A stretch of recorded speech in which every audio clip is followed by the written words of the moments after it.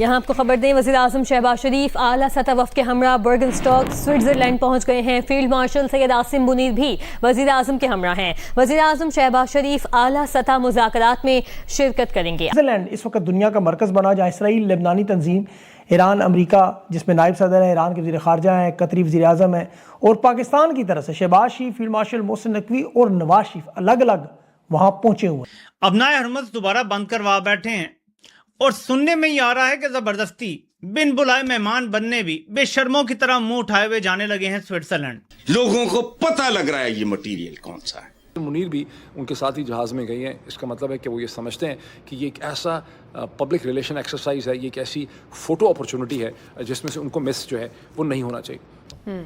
मेरा ख्याल है वो इसीलिए भागे हैं कि हमारी भी अहमियत है, हमारा भी इस्टेब्लिश हो कि हम भी पहुंचे हुए हैं, हम भी समझा रहे हैं, ये कर रहे हैं, वो कर रहे हैं। मगर इनसे पहले वो कतर वाले भी लगे हुए हैं वहाँ जी। और अभी तक पाकिस्तान का किरदार इसमें मेहमान, मेज़बान, सहूलतकार, ये देखने वाला कुछ समझ नहीं आ रही क्या कर रहे हैं और ये कर क्या रहे हैं, वो मैं आपको ज़ाहिर है ज़रूर तफसील से बताऊंगा कि फील्ड मार्शल शहबाज शरीफ ये अलग अलग जहाज़ों में गए, नवाज शरीफ पहले पहुँच गया, मोहसिन नकवी ईरान से आया।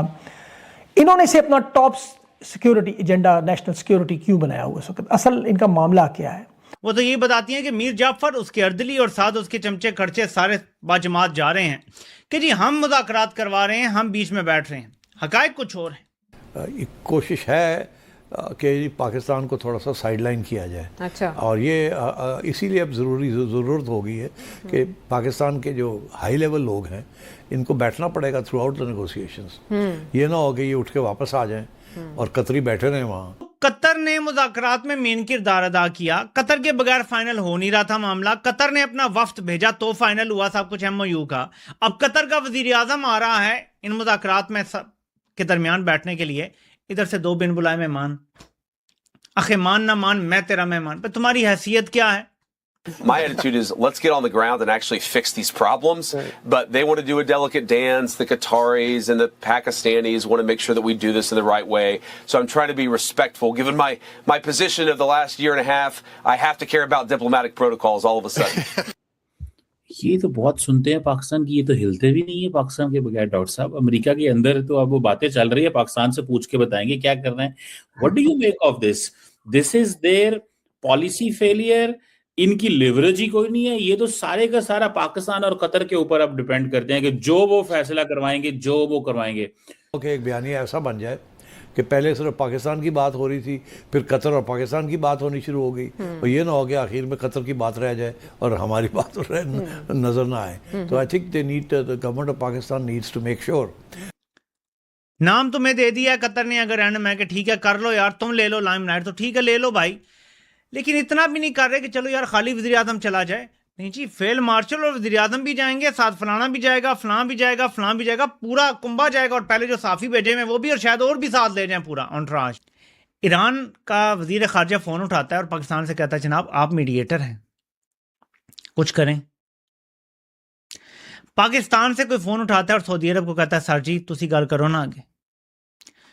वो कतर को बताते हैं कि भाई मीडिएशन तो आपने, शायद ईरान ने डायरेक्ट राब्ते भी कतर से ही किए। फिर जाके अमेरिका तक पैगाम पहुंचा। जिस मीडिएटर की ये औकात हो कि वो डायरेक्टली कुछ भी ना कर सके, वो सालिस कहलाने के लायक है। लेकिन फिर वही बात है कि होनी को कोई नहीं टाल सकता। 40 साल तक नेतन्याहू ने 35 साल तक इस जंग की तैयारी की है, जिसमें फिर आगे ग्रेटर के मामलात चलने हैं। तो वो रुक तो नहीं जाएगा ना एक ट्रंप के कहने पर। वो किसी एक MOU का पाबंद तो नहीं हो जाएगा ना। पहले कभी किसी मुआहदे का पाबंद हुआ है? कि ईरान भी ये समझता है कि आगे जो कुछ नेगोशिएशंस होनी है उसके अंदर जो एक क्रिटिकल इशू है जी, जो क्रिटिकल इशू पैसे का है, वो उसमें कतर ज़्यादा बड़ा रोल अदा कर सकता है कंपेयर टू पाकिस्तान। तो इसलिए वो अब कतर को थोड़ी सी ज़्यादा लिफ्ट करा रहे हैं। और कतर वाले ही हैं जिन्होंने जो कि वहाँ जिसके ज़रिए कुछ वो जो $300 बिलियन की जो बात हो रही है कि ये सारे मिल के कुछ पैसे इकट्ठे करके और ईरान को देंगे। हाँ। और ये भी कि ईरान के भी कुछ 6-8 बिलियन डॉलर्स जो हैं $6 बिलियन वो कतर में फंसे हुए हैं। तो कतर वाले ही हैं जिनके पास पैसा है और जो कि ये सारा कुछ इकट्ठा कर सकते हैं। तो इसलिए मैं समझता हूँ कि कतर वाले अपनी अहमियत बढ़ाना चाह रहे हैं और वो पैसे दिखा रहे हैं। और ईरान जो है उनकी तरफ थोड़ा सा झुकाव है उसका कि ठीक है फिर इनके साथ बात करते हैं। समझते हैं। अब अक्सर लोग सोचते हैं कि हमने नेगोशिएशंस में बहुत ज़्यादा रोल प्ले किया होगा ईरान को कन्विंस करने के लिए। मेरा इस्तदलाल शुरू से ही है कि पाकिस्तान की पोजीशन ऐसी थी ही नहीं कि पाकिस्तान कोई बहुत बैलेंस नेगोशिएटर हो सकता। पाकिस्तान ने दर हकीकत डोनाल्ड ट्रंप के बिहाफ पे ईरान के साथ सारी की सारी कम्युनिकेशन की है। पाकिस्तान की बहुत सी मजबूरियाँ इस किस्म की हैं, सियासी मजबूरियाँ हैं, इकनॉमिक मजबूरियाँ हैं, उसकी डिपेंडेंस है IMF के ऊपर, वर्ल्ड बैंक के ऊपर, एशियन डेवलपमेंट बैंक पे, UK एड के ऊपर, GSP प्लस पे। उनको हर वक्त अमेरिका की मदद चाहिए। उन्होंने 4-5-6 लॉबिस्ट रखे हुए हैं $7.4 मिलियन के वाशिंगटन के अंदर, सिर्फ वाशिंगटन की पॉलिटिक्स में अपने असर को अपनी इमेज को ठीक रखने के लिए। तो वो इस सिचुएशन में है नहीं है कि वो को बहुत बैलेंस रोल जो है यहाँ पे प्ले कर सकें। लेकिन अब इसकी एक और एविडेंस देखें कि पाकिस्तानियों में, जो मैं मसलसल कहता हूँ कि पाकिस्तान का जो रूलिंग एलीट है, पाकिस्तान का जो सिस्टम है मिलिट्री डोमिनेटेड, इसके अंदर नेगोशिएशन करने की खुदा ताला ने कुछ सलाहियत दी ही नहीं है। और ये होनी चाहिए, लेकिन बदकिस्मती से इनके अंदर नहीं है। आप हैरान होंगे कि पाकिस्तान का मामला इनके साथ कैसे जुड़ा हुआ है। ये मुज़ाकरात तो बज़ाहिर अमेरिका और ईरान के दरमियान है। तीसरी पार्टी तो ये मौजूद है जिसमें मोहसिन नकवी भी है, फील्ड मार्शल भी हैं, शहबाज शरीफ भी हैं और नवाज शरीफ भी जिनेवा में पहले से मौजूद है। तो मुज़ाकरात इनके दरमियान फ़ायदा क्या है? ईरान तो अपनी पाबंदियाँ ख़त्म करवाने गया है, वो तो अपनी बका की जंग लड़ रहे थे, जो जीत गए हैं। डोनाल्ड ट्रंप को अपने नवंबर के मिड टर्म इलेक्शन का बयानिया चाहिए, वो कागज़ चाहिए, वो अवाम में लहराए, मिड टर्म इलेक्शन बचाए कि ये जंग रोकना, अमन रखना मेरी जीत है, अब नायर बस खुलवाना मेरी जीत है। लेकिन इन लोगों का वहाँ पे क्या काम है? अब ये देखें, बड़ा तफसील से माजी और आपको समझना है। इनके लिए 2030 तक का इक़्तिदार है, कौमी सेटअप है, मईशत है, बयानिया है। जिस तरह ट्रंप को चाहिए, इन्हें भी बयानिया चाहिए कि दुनिया की हाँ नाम है, हमारे फैसले हैं, हमारा एक सफारती मकाम है, अमन के हमदाई हैं, वसीया हैं, वगैरह वगैरह। हालांकि 1.5-2 लाख कश्मीरी तो अभी भी बेचारे बैठे हुए हैं। ईरान के मुआहदे के बाद आपको पता है वैसे ही ख़त्म हो जानी है। सितंबर में मसाइल जो शुरू होने, ज़ाहिर नेतन्याहू के इलेक्शन से शुरू होकर ट्रंप के नवंबर के इलेक्शन तक जाएंगे। अब ज़ाहिर है नया ट्रंप तो ला नहीं सकते या नया नेतन्याहू तो नहीं ला सकते। अब जो फार्मूला इक़्तिदार के ख्वाहिशात के कि जी गैस मिलना शुरू हो जाएगी, तेल मिलना शुरू हो जाएगा, 2030 तक रहेंगे, ये सिर्फ ख्वाब रहते हैं। और ये यजीद से लेके बशार अल असद, सद्दाम हुसैन, मुअम्मर कज़ाफ़ी से होते हुए जहाँ जहाँ तक जर्नेल आपकी नज़र पड़ती है, जहाँ जहाँ इनकी ज़रूरत होती है, उसके बाद तबाही फिरती है। ये बशार अल असद, सद्दाम हुसैन, कज़ाफ़ी, ये सारे मगरिब की आंखों का तारा थे। ज़रूरत ख़त्म हुई तो देखे कोई गटर से मिला, कोई कैसे आपके सामने फांसी चढ़ा, ये सब आप देखते हैं। और फिर नमस्कार दोस्तों, स्वागत है आपका भारत नाउ में। दोस्तों, ईरान और यूएस की डील को लेकर आज स्विट्जरलैंड के अंदर अहम बैठक होने वाली है, जिसके चलते कई देशों के डेलीगेशन जो है वो स्विट्जरलैंड पहुंच चुके हैं।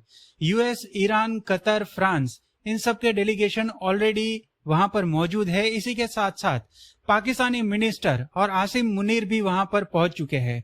मतलब पाकिस्तान की पूरी टोली जो है वो स्विट्जरलैंड अनइनवाइटेड वहां पर जा चुकी है। यहाँ पर आपको बता दें कि मीडिएशन का जो इम्पोर्टेंट रोल है वो फिलहाल कतर ऑर्गेनाइज कर रहा है। मतलब सारा कुछ तामझाम जो है वो कतर की निगरानी में रहेगा। बट यहाँ पर पाकिस्तानी खुद को ये दिखाने की कोशिश कर रहे हैं कि देखो हमारा कितना इम्पोर्टेंट रोल इस मीडिएशन के तौर पर है, जबकि पाकिस्तान का इस पूरे मामले के अंदर कोई लेना देना नहीं है। ना ही पाकिस्तान की कोई बात सुनी जाती है, ना ही पाकिस्तान किसी भी तरह के कोई फैसले करता है। सारा कुछ जो है वो कतर के जिम्मे है। बट पाकिस्तानी जो है वो पूरा अपना काम धाम छोड़कर स्विट्जरलैंड पहुंच चुके हैं। और इसके अलावा इम्पोर्टेंट बात यह है कि ये जो सारा खर्चा है वहां पर जाने का, रहने का, खाने का, ये सब पाकिस्तानी सरकार खुद भुगत रही है। मतलब सारा जो डेलीगेशन पाकिस्तान की तरफ से जा रहा है उसका सारा खर्चा जो है वो आम पाकिस्तानी आवाम भुगतेगी, सिर्फ अपना चेहरा दिखाने के लिए पूरी दुनिया के सामने कि देखो पाकिस्तान कितना इंपॉर्टेंट रोल प्ले कर रहा है। और मजे की बात यह है कि इस पूरे डिस्कशन के अंदर पाकिस्तान के पास कोई ऐसा मौकिफ नहीं है या कोई भी ऐसा पॉइंट नहीं है जो कि दोनों देशों के बीच में इंपॉर्टेंट रोल प्ले करे कि हाँ इसकी वजह से समझौता हो गया है। बट पाकिस्तानी मीडिया के अंदर बातें चल रही है कि देखो पाकिस्तान अगर ना होता तो विश्व में शांति कैसे आ पाती। पाकिस्तानी है जो पूरी दुनिया के अंदर एक इम्पोर्टेंट प्लेयर है।